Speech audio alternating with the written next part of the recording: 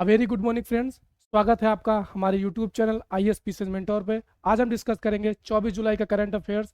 और जैसा कि आप लोगों को पता है कि इसकी PDF हमारे टेलीग्राम चैनल पे प्रोवाइड करा दी जाती है। और सिर्फ यही नहीं बल्कि the Hindu, current affair analysis और भी बहुत सारी मंथली मैगजीन सारी हमारे टेलीग्राम चैनल पे प्रोवाइड करा दी जाती हैं, जिसका लिंक इसके डिस्क्रिप्शन बॉक्स में दे दिया गया है और आप लोग उसको जाके ज्वाइन कर सकते हैं। और आशा करते हैं कि आप लोग पूरी ईमानदारी और मेहनत के साथ अपनी परीक्षाओं की तैयारी में लगे होंगे। और हमारा, जैसे आप लोगों को पता होगा कि हम डेली आपके लिए 2 वीडियो लेके आते हैं। एक डेली करंट अफेयर एनालिसिस जो कि PCS के लिए है स्पेसिफिकली, और एक द हिंदू न्यूज़पेपर एनालिसिस। और अभी आपको पता होगा कि हमारा एक क्रैश कोर्स भी लॉन्च हो चुका है, जिसके अंतर्गत CSAT की क्लासेस आ चुकी है। धीरे धीरे और भी क्लासेस लाई जा रही हैं। अब इसमें आपके रिलेटेड कोई भी क्वेरीज है, आपको कोई भी डाउट है, उसको आप कमेंट सेक्शन में जाके कमेंट करके बता सकते हैं। चलिए आज का newspaper current affair analysis start करते हैं। इससे पहला क्वेश्चन है कि national landslide forecasting centre has been set up at which place. कह रहा है कि राष्ट्रीय भूस्खलन पूर्वानुमान केंद्र किस स्थान पर स्थापित किया गया है। किस स्थान पर स्थापित किया गया है? कोलकाता में। क्या कह रहा है कि नेशनल लैंडस्लाइड फोरकास्टिंग सेंटर कहाँ पे स्थापित किया गया है? कहाँ पे स्थापित किया गया है? कोलकाता में स्थापित किया गया है। अब चीजें थोड़ा देख लेते हैं। जैसे लैंडस्लाइड, तो लैंडस्लाइड को क्या कहते हैं? क्या है लैंडस्लाइड? लैंडस्लाइड जिसको भूस्खलन बोलते हैं, क्या है? एक भूवैज्ञानिक घटना है, जियोलॉजिकल फिनोमिना है, जिसमें किसी रॉक, चट्टान या फिर डेब्रिस का एक छोटा पार्ट स्लोप से नीचे खिसक जाता है। उसे क्या बोलते हैं? लैंडस्लाइड। ठीक है। और इसके क्या रीजन हो सकते हैं? कई बार क्वेश्चन स्टेटमेंट बेस पे भी आ जाता है, स्टेटमेंट टाइप में। जैसे आजकल UPPSC में जो पूछा जाने लगा है, UPSC में तो हमेशा से पैटर्न रहा है। तो इसके रीजन क्या है? जैसे सबसे बड़ा रीजन क्या है? सबसे बड़ा रीजन क्या है? जैसे एक रेनफॉल, क्या है एक बड़ा रीजन? रेनफॉल है। रेनफॉल से क्या होता है? रेनफॉल से क्या होता है? जो सॉइल है, जो मिट्टी है, वो सैचुरेट हो जाती है और उसका जो कोहेशन है, जो जुड़ाव है, टूट जाता है, छूट जाता है और वो नीचे की तरफ खिसक जाती है। दूसरा एक रीजन है कि स्टीप स्लोप। दूसरा एक है रीजन स्टीप स्लोप। जब स्लोप, जो ढलान है, बहुत तीव्र हो, तब भी वहां पे ड्यू टू ग्रेविटी की वजह से वहां पे लैंडस्लाइड आ जाता है। और तीसरा एक बहुत बड़ा रीजन है मैन मेड। जैसे कि मैन मेड क्या है? जैसे कि आपने डिफॉरेस्टेशन,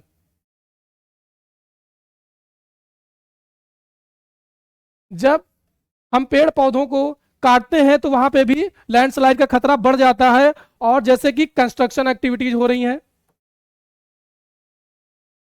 कंस्ट्रक्शन एक्टिविटीज की वजह से भी, जैसे ड्रिलिंग होती है, तो उसकी वजह से भी लैंडस्लाइड का खतरा बना रहता है और लैंडस्लाइड कई बार आ भी जाता है। ठीक है। और क्या कह रहा है कि और कुछ फैक्ट जान लेते हैं। कई बार स्टेट में पूछा जाता है कि 12%, जो 12% हमारा जोग्राफिक लैंड है वो लैंडस्लाइड प्रोन एरिया है। इंडिया में कितना है? 12% वो प्रोन एरिया है। और जिसका 66% नॉर्थ वेस्टर्न हिमालयन रीजन है। नॉर्थ वेस्टर्न हिमालयन रीजन है। टोटल लैंड कितनी है? 12% जो जोग्राफिक लैंड है इंडिया की, वो लैंडस्लाइड प्रोन है, जिसमें मैक्सिमम जो है वो नॉर्थ वेस्टर्न हिमालय है। ठीक है। और क्या कह रहा है? जो सबसे ज्यादा लैंडस्लाइड डेंसिटी, या कह सकते हैं लैंडस्लाइड जो रिस्क है, वो कहां पे है? रुद्रप्रयाग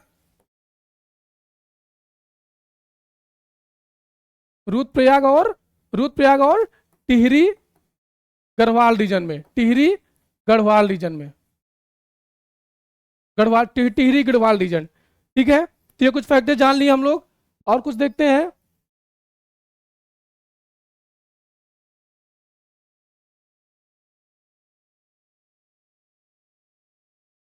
अब थोड़ा जान लेते हैं नेशनल लैंडस्लाइड फोरकास्टिंग सेंटर के बारे में। यह किसके अंतर्गत है? Ministry of coal. ठीक है। किसके अंतर्गत है? Ministry of coal and mines के अंतर्गत है। ये नेशनल लैंडस्लाइड फोरकास्टिंग सेंटर किसके अंतर्गत? National ministry of coal and mines के अंतर्गत। इसका गोल क्या है? कि जो लैंडस्लाइड फोरकास्टिंग पहले से बता के देना, लैंडस्लाइड की फोरकास्टिंग करना, और दूसरा क्या है कि एक landslide landslide landslide landslide forecasting landslide forecasting light landslide early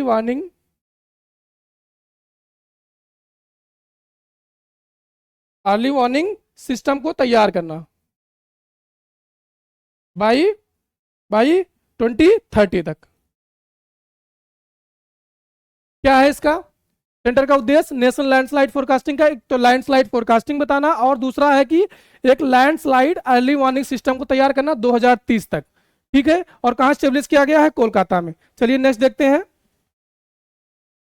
next है कि 46th world heritage committee session of UNESCO is being in host in which city. कह रहा है यूनेस्को की 46वीं विश्व धरोहर समिति का सत्र किस शहर में आयोजित किया जा रहा है? किस शहर में आयोजित किया जा रहा है? इसके पहले भी हमने देखा है नई दिल्ली में, नई दिल्ली में। ठीक है, और क्या क्या है इसके थोड़ा जान लेते हैं। वर्ल्ड हेरिटेज कमेटी का मतलब यही वो कमेटी है। ये कमेटी किसकी है? यूनेस्को की कमेटी है एक, जो वर्ल्ड हेरिटेज साइट्स को सेलेक्ट करती है। किसको सेलेक्ट करती है? वर्ल्ड हेरिटेज साइट्स को। ठीक है, और इसमें कितने मेंबर हैं? इसमें मेंबर है 21 मेंबर्स होते हैं इसमें, फॉर 4 ईयर्स, 4 साल के लिए,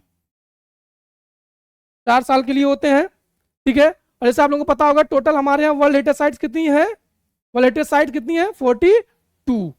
ठीक है, चलिए नेक्स्ट देखते हैं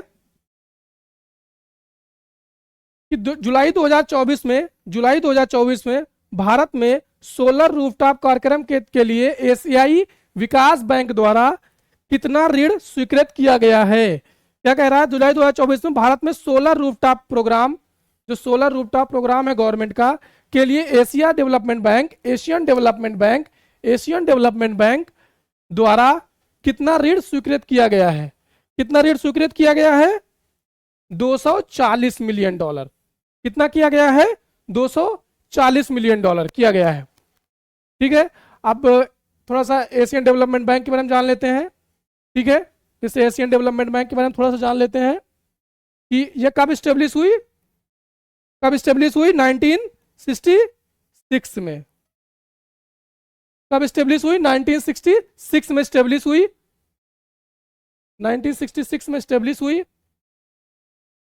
ठीक है, 1966 में स्टेब्लिश हुई। और मेंबर कितने हैं? 68 मेंबर हैं। ठीक है, और एक चीज और जान लेते हैं कि जो एशियन डेवलपमेंट बैंक है, इंडिया इसका एक फाउंडिंग मेंबर है, और टॉप 4 कंट्रीब्यूटर्स में से एक है। टॉप 4 कंट्रीब्यूटर्स में से इंडिया एक है। इंडिया 4th लार्जेस्ट कंट्रीब्यूटर है, ऐसे भी कह सकते हैं कि 4th लार्जेस्ट कंट्रीब्यूटर है। 4th largest contributor. कौन से बाकी 3 कौन कौन से हैं? बाकी 3 कौन कौन से हैं? बाकी 3 कौन कौन से हैं? सबसे बड़ा कौन सा है? जापान है, सबसे बड़ा जापान है। फिर कौन सा है? यूएसए है। फिर कौन सा देश है? चाइना है। और चौथे नंबर पर इंडिया है। चौथे नंबर पर इंडिया है। अब हमने जान लिया एडीबी के बारे में, एशियन डेवलपमेंट बैंक के बारे में। ठीक है, अब सोलर रूफटॉप प्रोग्राम के बारे में जान लेते हैं। ये कब लॉन्च किया गया? 2014 में लॉन्च किया गया। ये कब लॉन्च किया गया? 2014 में लॉन्च किया गया। और इसके अंतर्गत क्या था कि एक जो मैक्सिमम जो इंस्टॉल्ड कैपेसिटी है,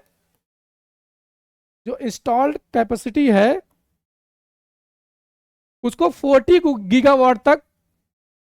गीगावाट तक लेके जाना था बाई 2022 तक। जो इंस्टॉल्ड कैपेसिटी थी,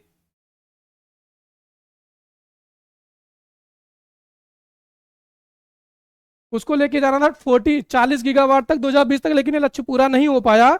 तो इसको आगे कब तक के लिए कर दिया गया? 2026 तक के लिए इसको आगे बढ़ा दिया गया है।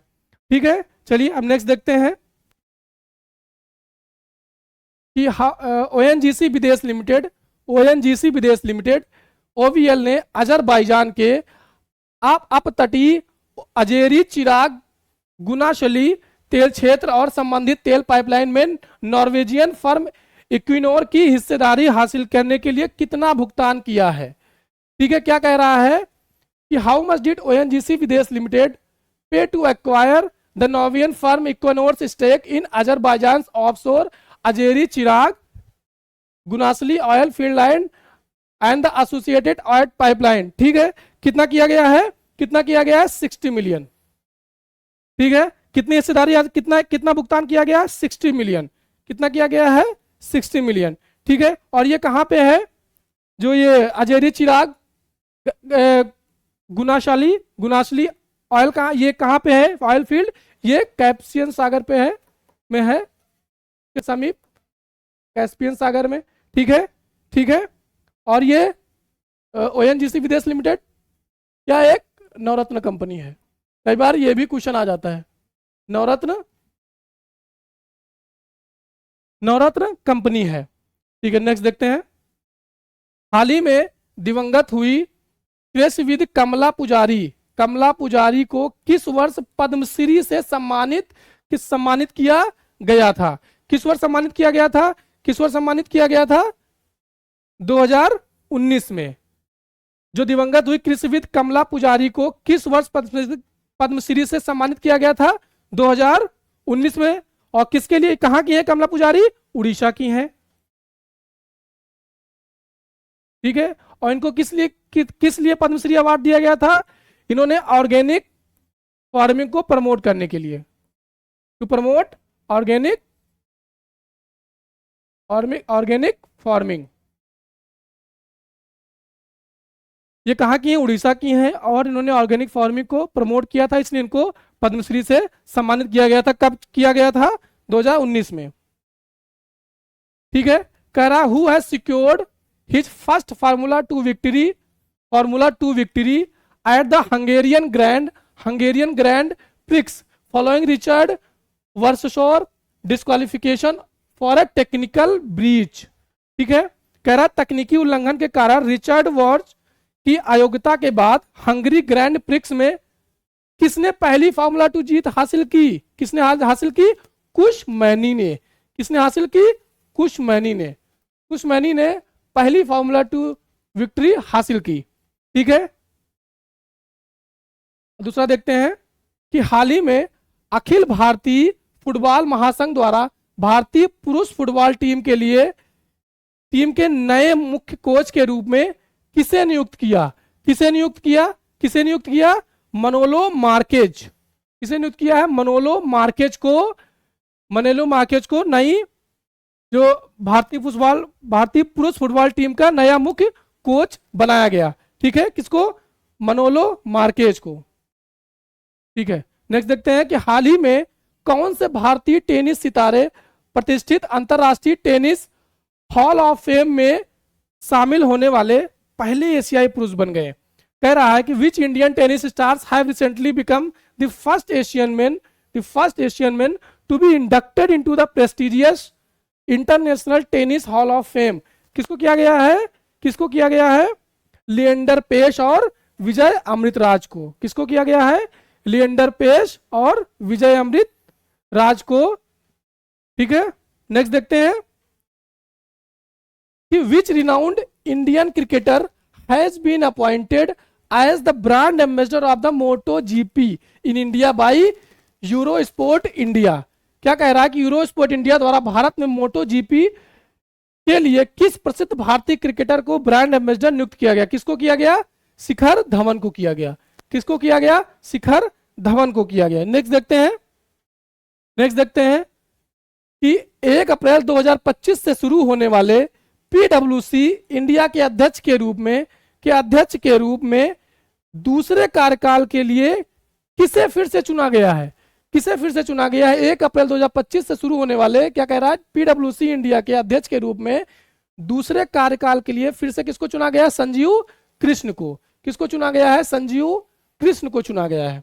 ठीक है, नेक्स्ट देखते हैं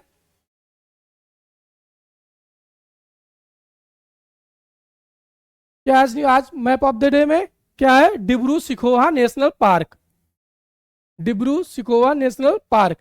ठीक है, कहाँ पे है ये, डिब्रूगढ़ और तिनसुकिया डिस्ट्रिक्ट असम में है ये, असम के डिब्रूगढ़ और तिनसुकिया डिस्ट्रिक्ट में है।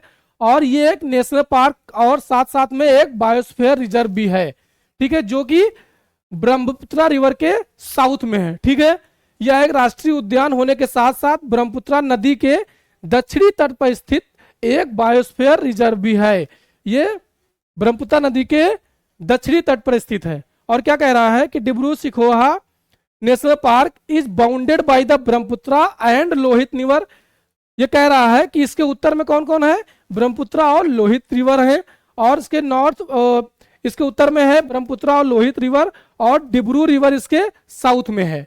ठीक है, ये हम रिवर सिस्टम पढ़ेंगे जब हमारा इंडियन ज्योग्राफी का क्रैश कोर्स लॉन्च होने वाला है, उसमें हम सारी रिवर सिस्टम पढ़ेंगे, उसके सारे कहाँ से ओरिजिन है, कहाँ पे वो गिरती हैं, क्या क्या उसके आसपास की सेंचुरीज हैं, वाइल्ड लाइफ सेंचुरी हो, नेशनल पार्क है। ठीक है, उन सब की चीज़ों जो इंपॉर्टेंट चीज़ें हैं उन सबको डिस्कस किया जाएगा उसमें।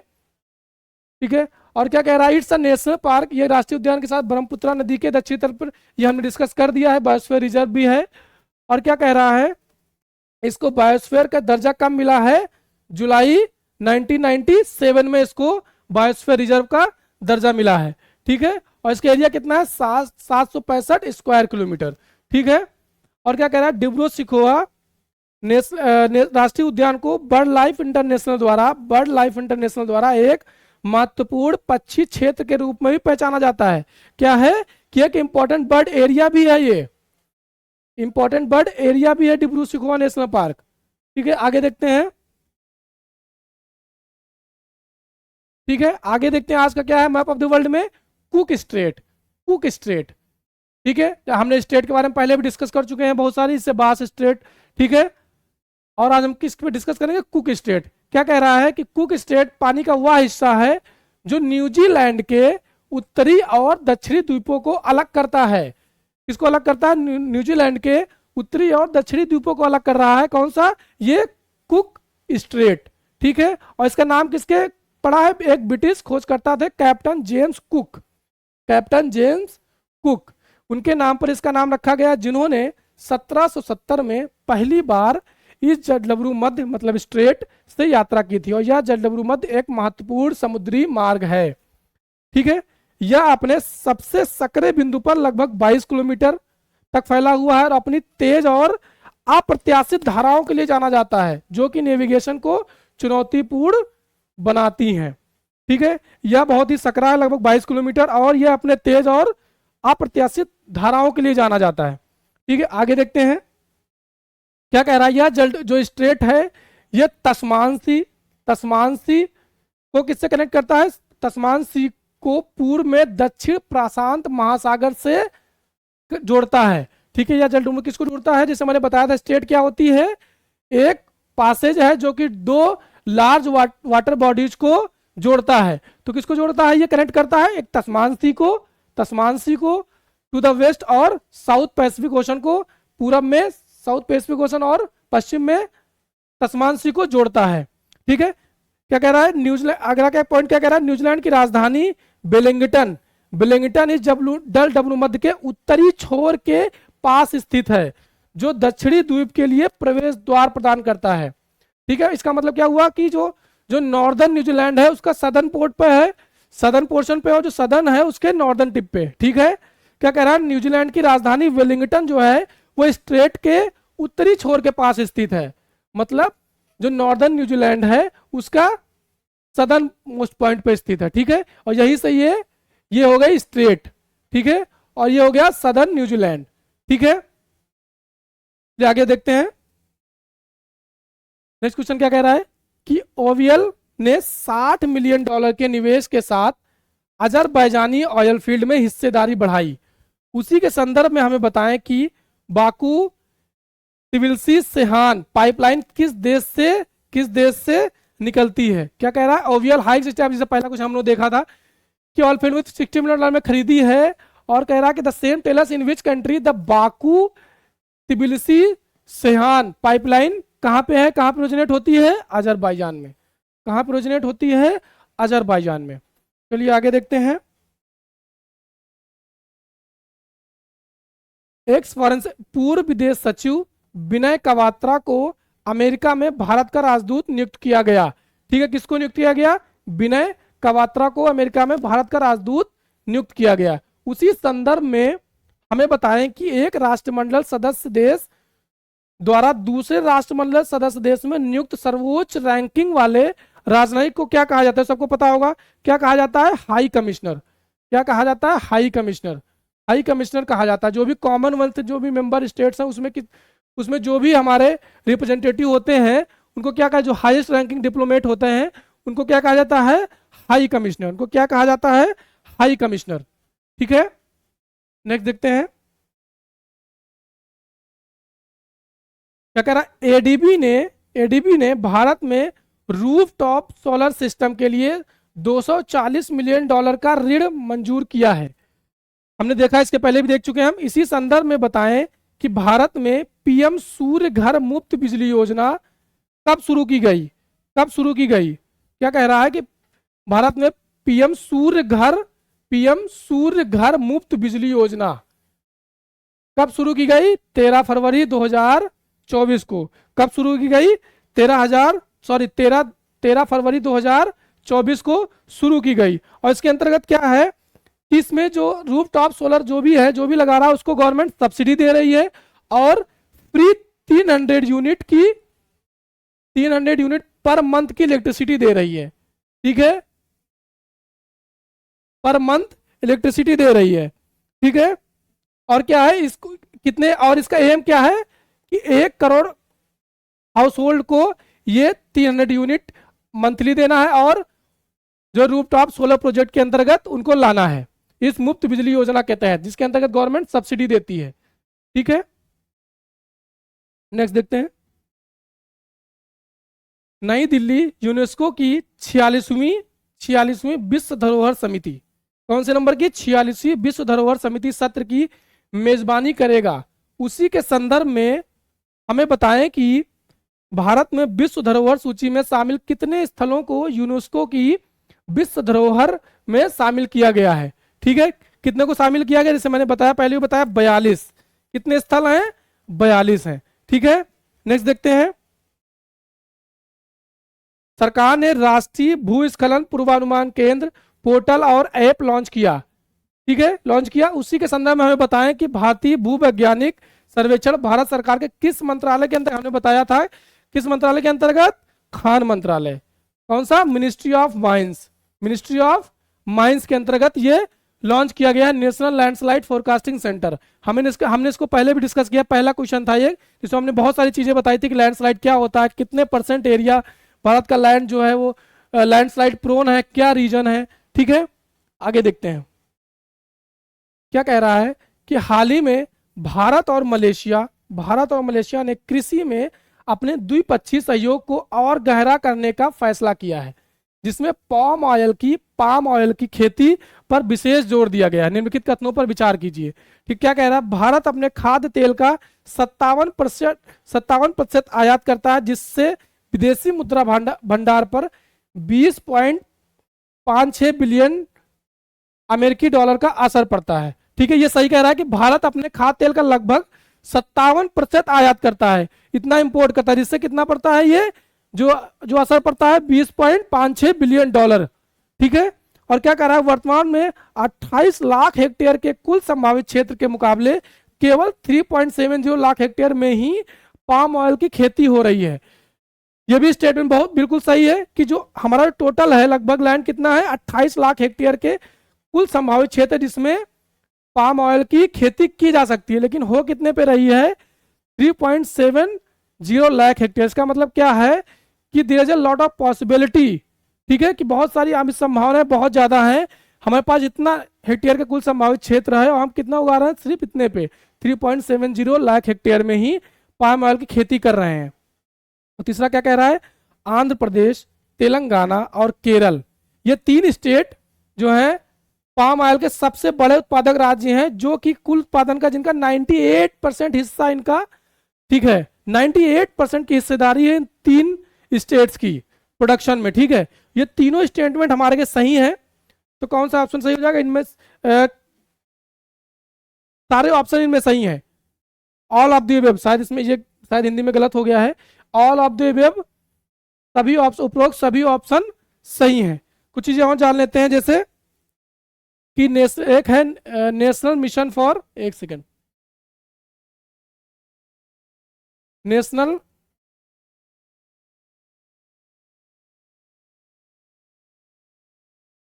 National mission on, national mission for edible oil, oil palm,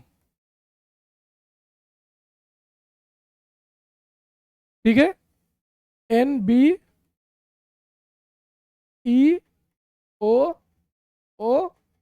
ठीक है। कब लॉन्च किया गया इसको, कब लॉन्च किया गया, 2021 में, 2021 में लॉन्च किया गया। ये कैसी स्कीम है, जैसे हमने पहले भी इसके डिस्कस किया, ये कैसी स्कीम है, सेंट्रली स्पॉन्सर्ड स्कीम है, सेंट्रली स्पॉन्सर्ड स्कीम है, कई बार ऐसे भी पूछ लेता है, सेंट्रली स्पॉन्सर्ड स्कीम है, ठीक है। और इसमें स्पेशल फोकस जो है, स्पेशल फोकस इस पे है, एक तो नॉर्थ ईस्टर्न रीजन पे है, नॉर्थ ईस्टर्न जितने भी स्टेट्स हैं उन पे है, और अंडमान एंड निकोबार आइलैंड पे इसका, इस स्कीम का स्पेशल फोकस है, ठीक है। और क्या कह रहा है कि हमने देखा national mission for edible oil, oil palm, ये 2021 में लॉन्च की गई थी, सेंट्रली स्पॉन्सर्ड स्कीम है, इसमें स्पेशल फोकस है नॉर्थ ईस्टर्न स्टेट और अंडमान निकोबार आइलैंड में। और इंडिया सबसे ज्यादा इंपोर्ट कहां से करता है, कहां से करता है, इंडोनेशिया और मलेशिया से करता है, ठीक है। अभी क्या हुआ कि अरुणाचल प्रदेश में, अरुणाचल प्रदेश में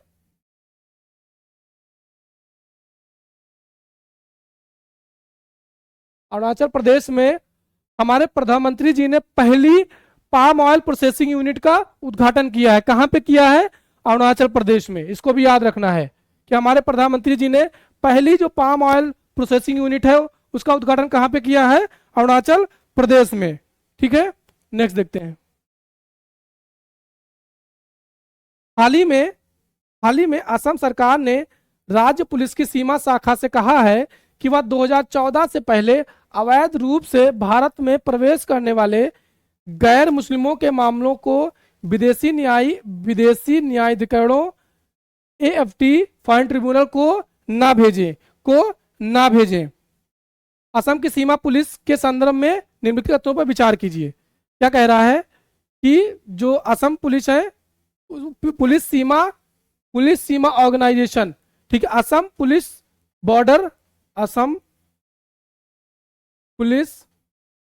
बॉर्डर ऑर्गेनाइजेशन के बारे में यह क्वेश्चन पूछ रहा है, ठीक है। देखते हैं स्टेटमेंट को। कह रहा है कि असम पुलिस सीमा संगठन की स्थापना 1962 में हुई थी, 1962 में हुई थी। दूसरा क्या कह रहा है, संगठन को 1963 में एक स्वतंत्र शाखा बनाया गया था, एक स्वतंत्र शाखा बनाया गया था, ठीक है। इन दो स्टेटमेंट कह रहा है। देखो पहला स्टेटमेंट क्या कह रहा है कि असम पुलिस सीमा संगठन की स्थापना 1962 में हुई थी, बिल्कुल सही है। कब हुई थी, 1962 में हुई थी। और इसको एक स्वतंत्र शाखा कब बनाया गया, 1974 में। ये यहाँ पे गलत दिया हुआ है, इसको कब बनाया गया स्वतंत्र शाखा, एक 1974 में। तो पहला अगर गलत हो गया तो ए ऑप्शन भी कट गया, और सॉरी पहला सही है, दूसरा गलत है, तो दूसरा बी भी कट गया, सी भी कट गया, तो कौन सा ऑप्शन सही हो गया, ए, ठीक है। और थोड़ा सा जान लेते हैं इसके, जैसे इसका असम पुलिस बॉर्डर ऑर्गेनाइजेशन का क्या काम है कि जो भी इंडिया बांग्लादेश बॉर्डर पे जो भी इन्फिल्ट्रेशन, कोई भी बाहर से इलीगल माइग्रेंट आ रहा है उसको रोकना है, और अगर वो आ रहा है तो उसको डिपोर्ट भी करना इसका काम है, ठीक है। और वहां पे निगरानी भी रखनी है इंडिया बांग्लादेश बॉर्डर पे, ठीक है।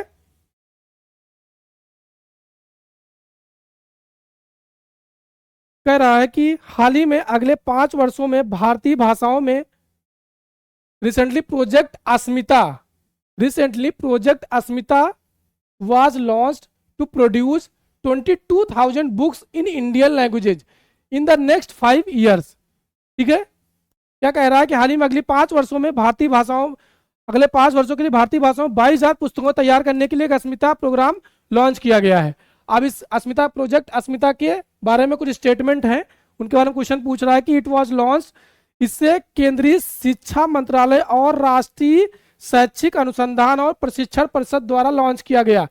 ये बिल्कुल गलत है। किसको लॉन्च किसके द्वारा किया गया? यूनियन मिनिस्ट्री ऑफ एजुकेशन और यूजीसी, यूनिवर्सिटी ग्रांट्स कमीशन के द्वारा लॉन्च किया गया है, ठीक है, ना कि मिनिस्ट्री ऑफ एजुकेशन और एनसीईआरटी के द्वारा।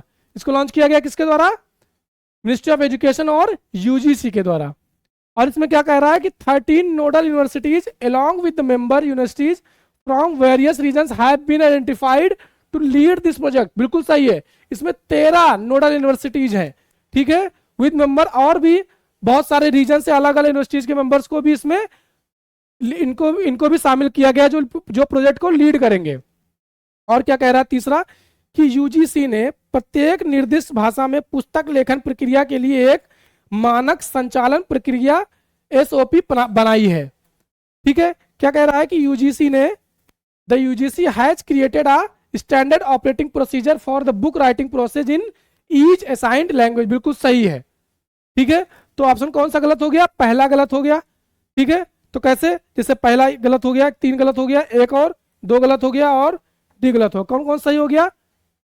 ठीक है, दूसरा और तीसरा सही है इसमें ऑप्शन, दूसरा और तीसरा सही है इसमें ऑप्शन, दूसरा और तीसरा ऑप्शन सही है, ठीक है।